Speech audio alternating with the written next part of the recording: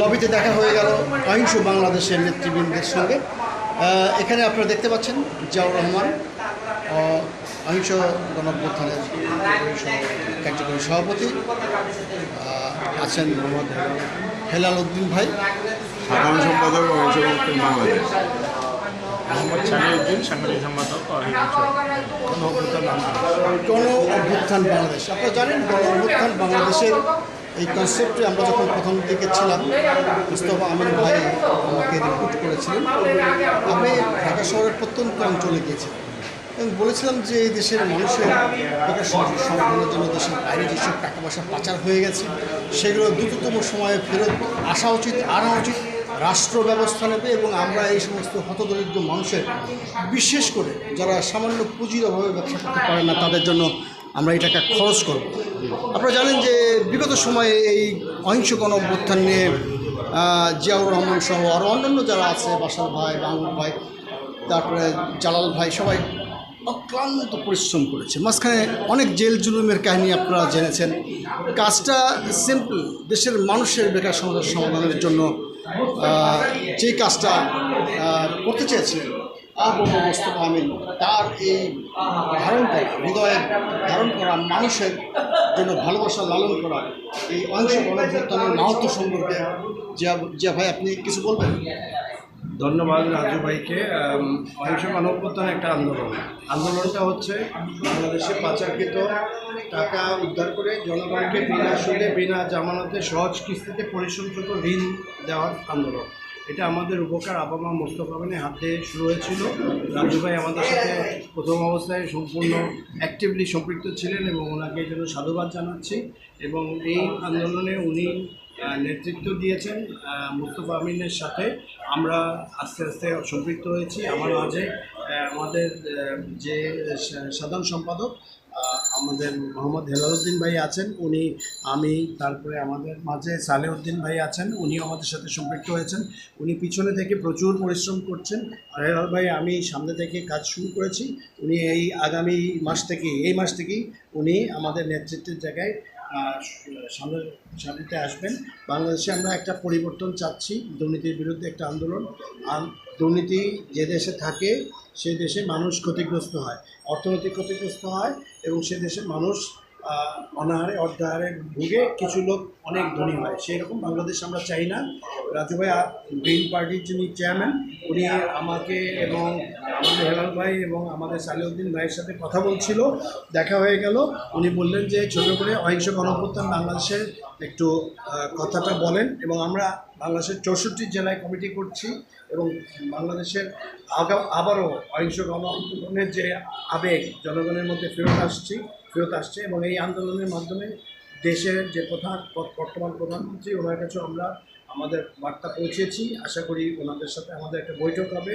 অহিংস গণঅভ্যুত্থানে এই আন্দোলনের মাধ্যমে দেশ এবং দেশমাতৃকা উপকৃত হবে এবং দুর্নীতির জায়গায় একটা বড় ধরনের পরিবর্তন আসবে। দুর্নীতি বন্ধ হলে দেশ এগিয়ে যাবে। আমি এখন হেলাল ভাইকে বলবো দু একটা কথা বলার জন্য। আপনি বলবেন, তার আগে আমিও বলবো। সেটা হচ্ছে যে আপনারা যে দূরত্ব, ধনী এবং দরিদ্রের মধ্যে দূরত্ব কমাতে চান, কতটুকু দূরত্ব বেড়ে গেছে, যেটা অনাকাঙ্ক্ষিত, তাই না?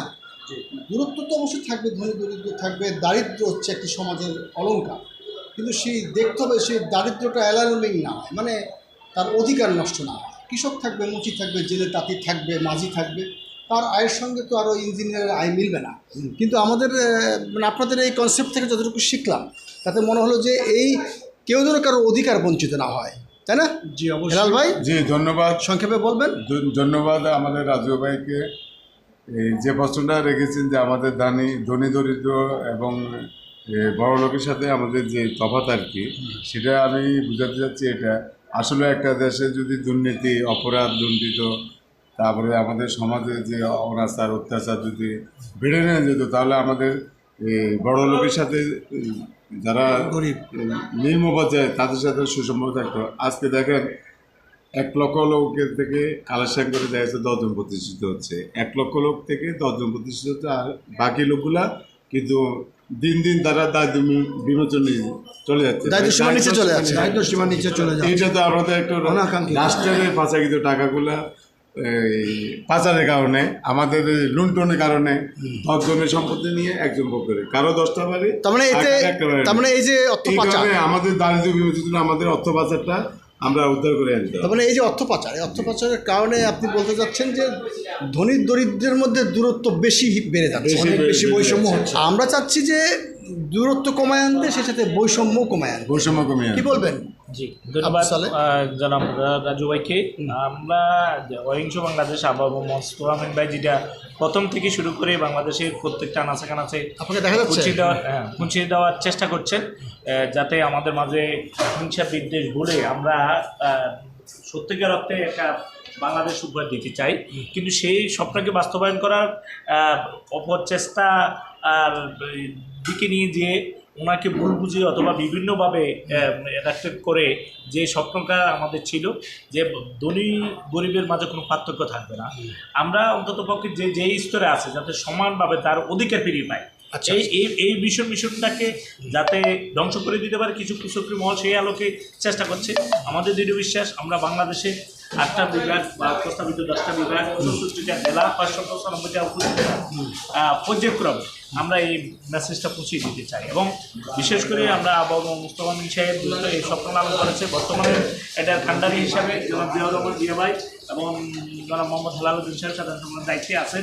ওনাদের নেতৃত্বে আমরা সারা বাংলাদেশে একেবারে জানান দিতে চাই যে আমরা দুর্নীতিমুক্ত এবং স্বচ্ছ জবাবদিহিতামূলক বাংলাদেশ যাতে আমরা গঠন করতে পারি, এই প্রত্যাশাই হলো আমাদের এরকম একটি উদ্দেশ্য। আর্থসামাজিক উন্নয়ন আপনারা চান। আপনাদেরকে অনেক অনেক ধন্যবাদ এবং আপনাদেরকে এ কথা বলে রাখতে চাই, যেহেতু আমি শুরু থেকে ছিলাম অহিংস গণ অভ্যুত্থানে। আপনারা যে ধনী দরিদ্র বৈষম্য কমাতে চান, আর্থসামাজিক উন্নয়ন করতে চান, আপনাদের সাথে আমি একমত। একসাথে কাজ করতে না পারি, কিন্তু আপনাদেরকে আন্তরিকভাবে সমর্থন পোষণ করলাম।